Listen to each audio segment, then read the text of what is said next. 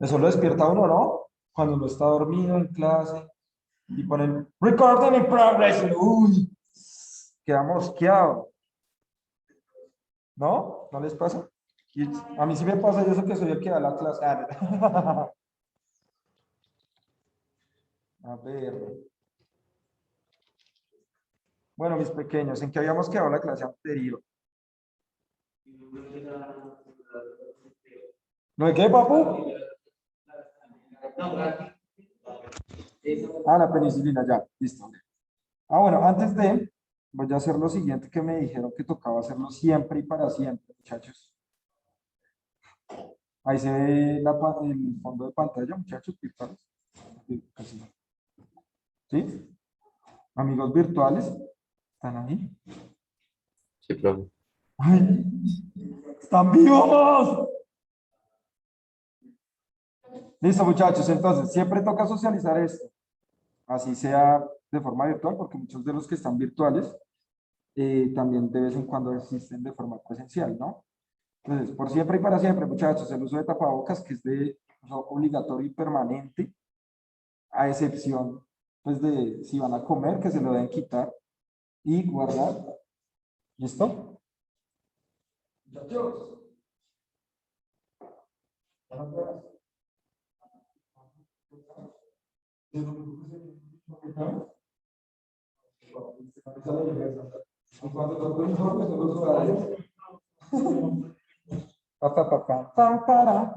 Martincito, Martincito, ahora sí, es la clase, ahora sí se va a poner mela. Listo. En la entrada del colegio y al ingreso de la cafetería les van a tomar la temperatura para que sepan. Cuando vayan a toser o estornudar deben cubrirse con el brazo. Conservar una distancia. Se supone que la distancia es de 2 metros, pero el Ministerio de Educación dijo que los salones de clase pues se podría ya tener una distancia de 1 metro. O sea, el que pueda sobrevivir, sobrevivirá. ¿Listo? Vamos. Vamos a dice desinfectar manos y calzado al ingresar. Nosotros solo desinfectamos las manos porque pues el calzado dice el Ministerio de Salud que ya no es necesario desinfectarlo, ¿no? Lavar las manos frecuentemente. Esto es muy importante, muchachos, porque como yo les venía diciendo anteriormente, no es tan bueno usar alcohol todo el día, porque les va a terminar destruyendo sus glóbulos blancos también. O sea, no solo destruye bacterias y virus, sino también sus glóbulos blancos, es decir, les baja las defensas. Dice, puedes estar tranquilo en este espacio que ha sido desinfectado. Ahí ustedes tienen que desinfectar eh, sus puestos antes, o sea, cuando llegan acá, desinfectarlo, y cuando se vayan a salir en cada uno de los descansos, también desinfectarlo, es importante. Evitar el contacto de las manos con alguna parte de la cara, aunque a veces es inevitable, ¿sí o no? Te tienes que recoger el cabello, te tienes que recoger el cabello, porque ya saben. Martín, te tienes que recoger el cabello. Y ese mal la tiene re clara. Y ubicar el punto de desinfección ubicado en el ingreso. Ustedes saben que también antes de salir del colegio también se tiene que desinfectar. Y ya, muchachos, eso es. Ahora sí, vamos a ir con la clase. ¿Listo? ¿Cómo?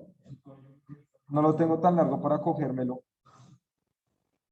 Si algún día me dice Fernanda que me toca cogerme el cabello, pues toca, papu, y ya, listo. Lo que es, ¿no? Ahí trae la mano así. Bueno, muchachos, entonces, nosotros estamos hablando de, en la clase anterior, oiga, Martín, pregunto si se había conectado a las clases anteriores. Ya no lo tengo referenciado. Ah, listo, bien. Entonces, estamos hablando de, bueno, hablamos un poco de la peste negra, de cómo los virus habían afectado ciertas formas de vida también. Las cuarentenas no son nuevas, pero también llega una nueva etapa en la ciencia que es el desarrollo de vacunas, el desarrollo de antibióticos. ¿Listo? ¿Qué era un antibiótico? Eso lo habíamos dicho en la clase pasada. ¿Qué era? Tiene que ver con el pH, que es potencial de hidrógenos, pero ¿qué era el efecto de un antibiótico? Listo. Entonces, mire, antibiótico. ¿Será que acá no sale? Dice, los antibióticos son medicamentos que combaten las infecciones bacterianas en personas y animales. Funcionan matando las bacterias, dificultando su crecimiento y multiplicación. Los antibióticos se pueden tomar de diferentes maneras, por vía oral, ¿no? Acá, en pastillas, cápsulas o líquidos, puede ser inyectado, ¿no? Ahora, no son medicamentos, los antibióticos necesariamente no son medicamentos.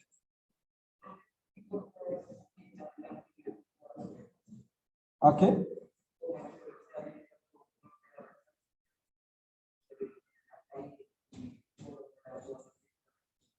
Claro, lo que pasa es que si una persona ya está canalizada en el hospital, ¿sí? Y tiene suero ahí colgado, el suero va a permitir, como ya está en la vía intravenosa, es mucho más fácil aplicarlo ahí directamente y que se recorra todo el antibiótico en el cuerpo a que se lo inyecten de una en la sangre, ¿sí? Porque ahí ya le está entrando el líquido. Entonces es para no abrir, digamos que para chuzar más a la persona, ¿sí? Es por eso. Pero los antibióticos, muchachos, son sustancias de diversos seres vivos que impiden el crecimiento de otros seres vivos. Por ejemplo, ustedes han ido a lugares donde hayan bosques de pinos, ¿sí? Cuando uno va a un bosque de pinos, solo encuentra pinos, diferente a un bosque o a un páramo, cuando uno va aquí uno encuentra como muchas plantas parecidas, pero son diversas. Los pinos suelen ser o tener un efecto antibiótico. Es decir, cuando se caen las hojas del pino, que parecen, no sé, agujitas así largas, se llaman acículas, cuando caen esas acículas que forman la paja, eso impide que crezcan demás plantas, es decir, tiene un efecto antibiótico. ¿Listo? Entonces, así fue como descubrieron el efecto de la penicilina. ¿Listo? Fleming fue el primero que descubre, bueno, descubren el efecto de la penicilina, pero Fleming es el primero que la vuelve un medicamento. O sea, saca la sustancia que estaba produciendo el hongo, que es la penicilina, el penicilum, perdón. A ver, penicilum, busquemos el penicilum.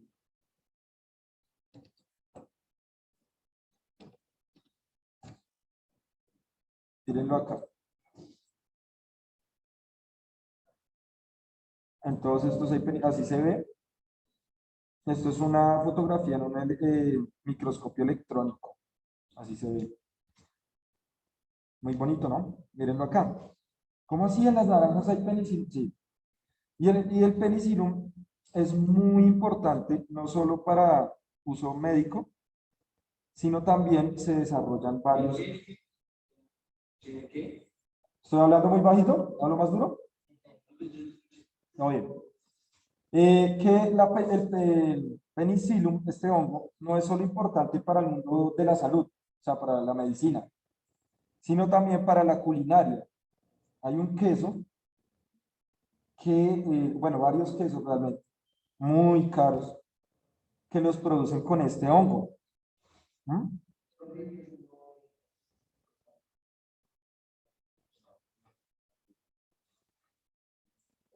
No, ¿que no pueden qué? Salvar.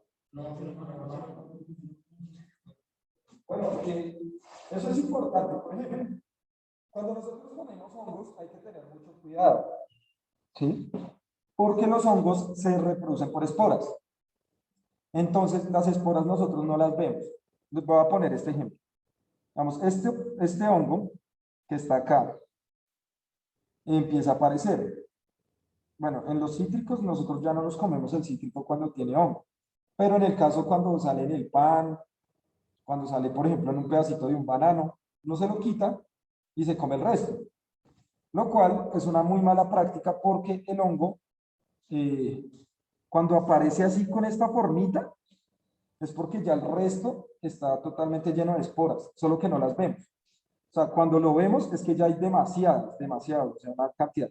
Entonces, si yo le quito el pedazo de hongo a un pan, quiere decir que el resto, prácticamente el resto del pan ya tiene el hongo, solo que ese no lo vemos, sino son las esporas. Entonces, digamos que en todo este tipo de casos de hongos, si nosotros, por ejemplo, los olemos, si cogemos un champiñón, por ejemplo, que no esté procesado del supermercado, ese no va a pasar nada, pero si está en el campo y yo lo cojo, empiezo a oler al delicioso champiñón, hay una probabilidad de que las esporas lleguen a mis pulmones y me tapen los alveolos, ¿sí? Ahora, estos hongos, cuando los vamos a consumir, como en el caso del queso, esos hongos, digamos que ya están procesados, ya pasan por un proceso donde ya no se van a reproducir más, ¿sí? Ya digamos que están muertos y están listos para consumo. Entonces ya no se van a reproducir más. ¿Qué? Claro, digamos, nos van a generar ciertos nutrientes. Lo que más nosotros podemos comer con los hongos es un poco de nitrógeno, ¿sí? Porque pues ellos son muy buenos fijadores de nitrógeno, entonces pues pueden servir, pero digamos que hay otros alimentos. Esto se volvió, fue como muy exclusivo de una culinaria, una gastronomía un poco más costosa. Digamos, estos quesos, que pueden ser quesos azules, ustedes saben que sacan muchos quesos con muchos hongos, ¿sí? Y hay unos que se ven así rellenos de hongos. El de penicillium no se ve lleno de hongos, sino se ve blanco. Venga, a ver si sale el queso. Sí, hay uno que lo dejan con muchos gusanos.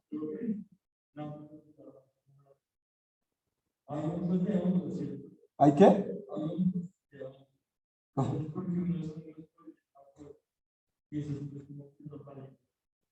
Ah, bueno, sí, claro. Lo que pasa es que hay unos que se llaman ascomicetes, otros basilomicetes. Entonces, está el champiñón, ¿sí? Como el de Mario Bros, que forma esa clásica formita del hongo. Y hay otros que son estos que son microhongos, ¿sí?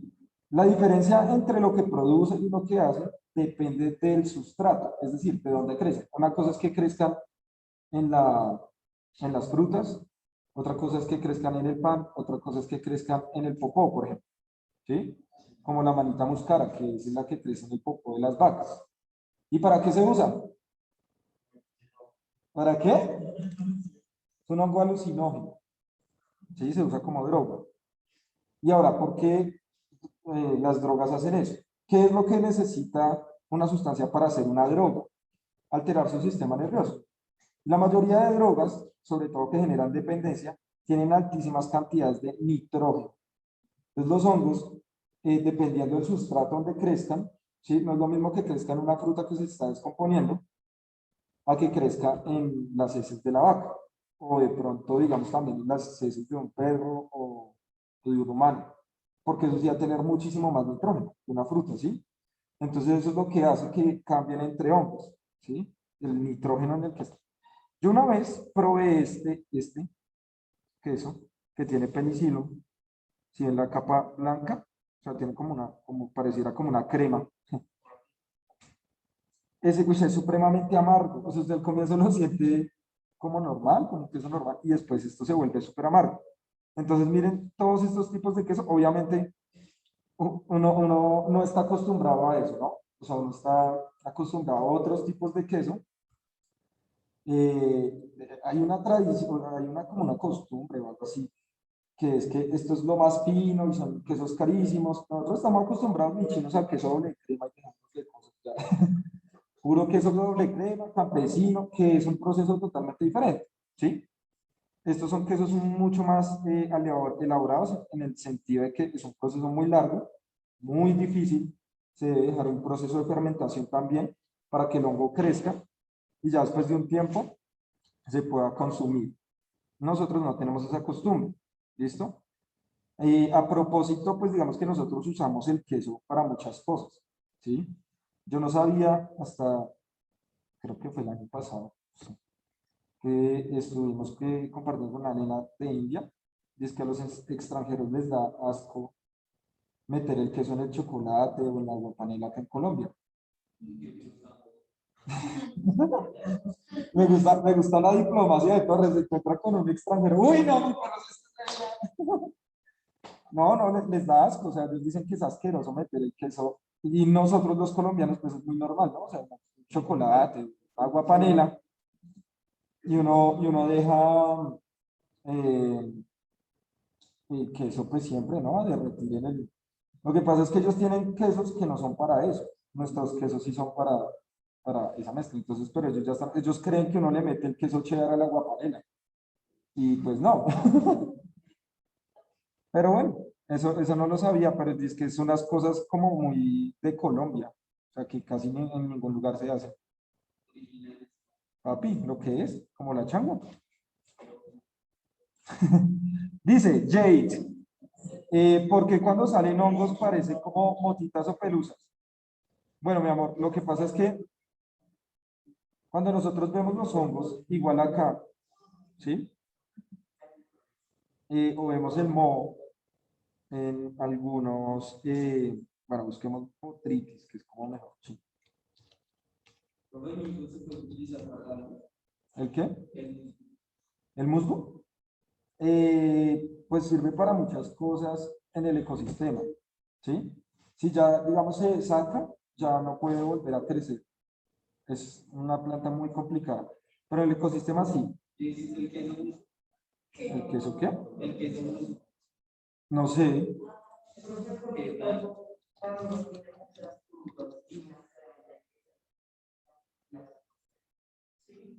Claro, lo que pasa es que es lo mismo.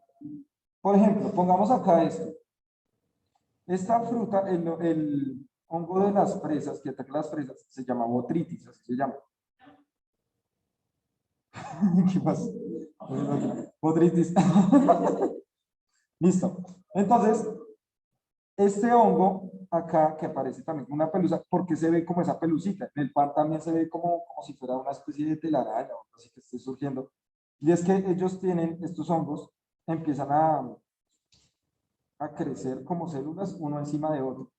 Entonces, dependiendo del tipo de hongo, hay unos que pueden crecer, digamos, de una forma más compacta, y hay otros que empiezan a generar como unas cadenas entre hongos, haciendo que queden como hilitos y se ve como una telaraña. Pero cada hongo es una célula, cada celulita es un hongo diferente, o sea, un individuo diferente. ¿Listo? Entonces, ¿qué es lo que pasa? Entonces, acá esto tiene esporas y cuando se logra reproducir un hongo, empieza a invadir toda la fresa. Cuando ellos invaden toda la fresa, chin, empieza a invadir las otros que estén al lado supremamente cerca. Además que el viento les va a ayudar muy fácilmente a mover las esporas. ¿Listo? Bueno, quiero hablar de una cosa importante. Alguien, bueno, acá a alguien le gustan los videojuegos y principalmente tiene Play 4, ¿no? ¿Solo yo? Ah. Listo. Santiago, lo que pasa es que voy a hablar de un juego que es solo de Play 4, pero de pronto lo conoce, que se llama, ahí lo ponemos acá, The Last of Us. Si no lo han jugado, lo siento, les voy a hacer un spoiler tremendo. Entonces, digamos que este juego es buenísimo, bueno, además de su historia, porque tiene unos elementos biológicos tremendos, ¿sí? Y es que este, bueno, es un juego, para los que no sepan, es un juego de zombies, y los zombies son infectados por un hongo. Y entonces el hongo dispersa unas esporas y empieza a volver zombies a las personas. ¿Listo? La cuestión con este juego, y por qué lo traigo a colación, es porque el hongo que usan en el juego, que se llama Cordyceps, realmente existe. ¿Sí? Sí existe y vuelve zombies literalmente a los artrópodos, a hormigas, arañas. ¿Listo? Vamos a ver.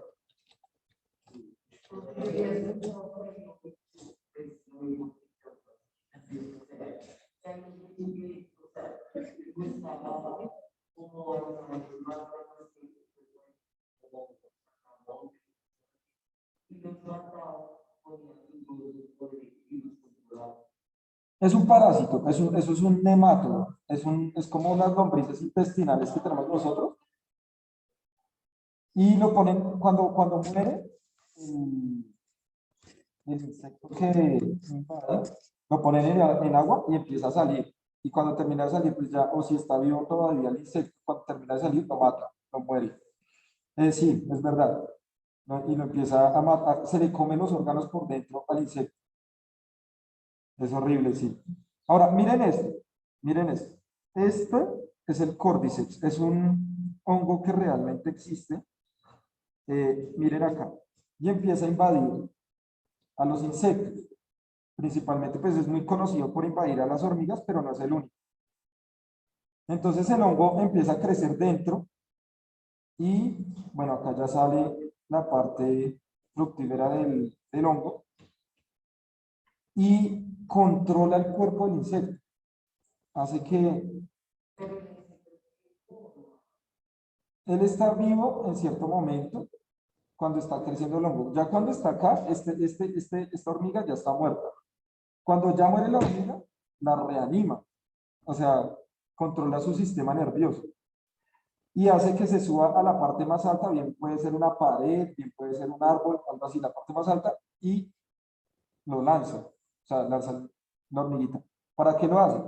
Para cuando caiga, el hongo pueda dispersar las esporas a otros insectos. ¿Sí? Y así controlar. Entonces el juego se basa en esto. Uno a veces piensa, o sea, cuando uno lee esto, que eso no existe, que va. Pero sí, la verdad es algo, es una evolución un poco extraña. Todavía no. Ah, es que todavía no. Claro que sí. ¿El hongo podría mutar, evolucionar? Sí, obvio, por supuesto. Ahora, los humanos tenemos prácticas complejas, prácticas raras. Este hongo domina a los insectos. Es poco probable que se modifique para los humanos, a menos que mute y afecte a los humanos, aunque es muy difícil por nuestro tamaño, o sea, realmente reactivar un cuerpo tan grande. Una cosa es un insectico así chiquitico y otra cosa es un humano. ¿Mm? Pero bueno, en Asia se comen esos hongos. En Asia se comen estos honguitos, lo que sea, no, y así no se mueva, o sea, lo que sea, lo que sea que se encuentre. Bueno, el problema de Asia, digamos que nosotros tenemos dentro de nuestra cabecita que en Asia, sobre todo en China específicamente, surgen muchos virus. Y sí tiene que ver un poco con la alimentación que ellos tienen, y es que ellos no suelen cocinar los alimentos, o sea, lo que se comen, como ustedes saben, por ejemplo, en Japón, pues el sushi es pescado crudo. Y si no se trata bien ese pescado, pues se pueden desarrollar enfermedades. ¿Sí? Lo mismo pasa con todo eso, o sea, como que sirve comida y solo le echan aderezos, no la cocinan. Y pues el fuego es muy bueno porque destruye muchos microorganismos que puedan estar ahí, entonces eso ya limpia mucho la carne. Pero entonces suelen comer mucha comida de mar y de una se la comen y eso puede generar pues muchas enfermedades que se puedan distribuir, es por eso. ¿Listo? Además que se comen muchas cosas que ven, que están por ahí, ¿no? Pero bueno. Bueno, nosotros ya habíamos hablado del origen del virus. Listo. Pues digamos que hay varios orígenes del SARS-CoV-2, del virus que tenemos ahorita, de nuestro mejor amigo, llamado el SARS-CoV-2. Y ¿que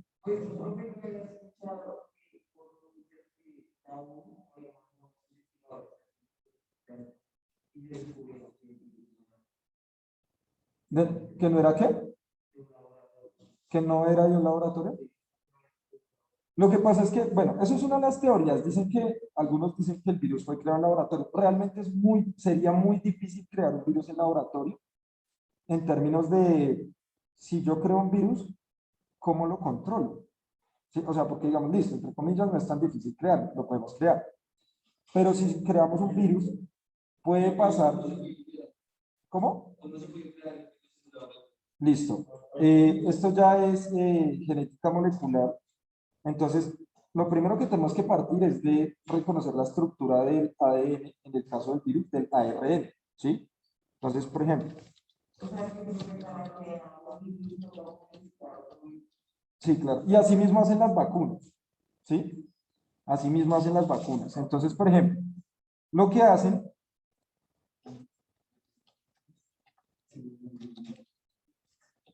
vamos a mirar, esto es un proceso re largo, re largo. Entonces, miren, esto que ustedes ven acá, sobre todo ¿listo? Esto es un ejemplo. Esto lo hace un computador. ¿Mm? Entonces, por ejemplo, cogen el virus, o si quieren, nosotros mismos también podemos coger cualquier parte de nuestro material genético, no pasa nada. Y nosotros lo vamos a poner en una centrífuga, luego lo tenemos que sacar con nitrógeno. ¿Para qué? Para sacar el ADN. ¿Sí?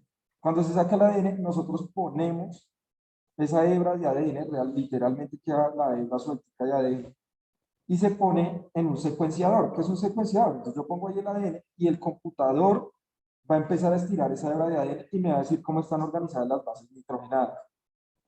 Yo con el computador le voy a decir al secuenciador como, bueno, necesito que me cambie estas bases nitrogenadas y ahora vamos a poner otras bases nitrogenadas. Y ahí yo empiezo a modificar. Entonces el computador lo que hace es empezar a transformar literalmente el material genético con otras bases nitrogenadas. ¿Sí? Eso ya es un proceso exageradamente avanzado. Como yo les venía diciendo, vamos a leer un fragmentico, yo creo que el primer capítulo, acá en clase, acá yo lo traigo al libro y lo leo, de un texto que se llama Un Mundo Feliz. Es un texto muy adelantado para su época porque fue un libro que lo escribieron en 1930, donde estos métodos todavía no habían sido tan desarrollados, no habían sido desarrollados realmente. Y el escritor Aldous Huxley, el man habla de cómo los humanos fueron modificados genéticamente y para cumplir ciertas funciones. Entonces, la búsqueda de la genética molecular, que es lo que estamos hablando ahorita en la biotecnología, es generar el control y el conocimiento de todo el genoma, de todos los genes que todos los seres vivos tienen en el cuerpo. Entonces, digamos que pueden sacar un virus y modificarlo para crear otro. Hay unas teorías conspirativas que dicen como que las grandes farmacéuticas crean enfermedades como los virus para después vender vacunas como la de Pfizer o la AstraZeneca que todo el mundo se las tiene que aplicar. ¿Sí? Dicen, y obviamente eso va a entrar en un juego, eso se llama...